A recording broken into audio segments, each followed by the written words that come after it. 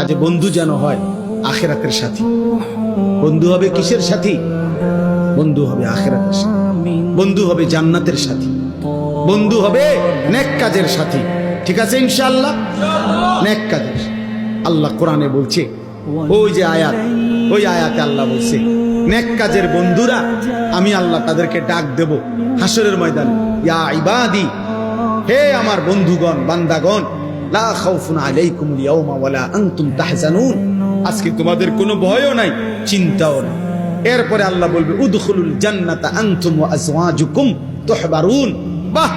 আল্লাহ বলবে তোমরা যারা নেক কাজের বন্ধু ছিলা, তোমরা বন্ধুরা একে অপরকে হাত ধরাধরি করে গলাগলি করে আমার জান্নাতে ঢোকো। খোদার কসম, এটা কোরআন শরীফ।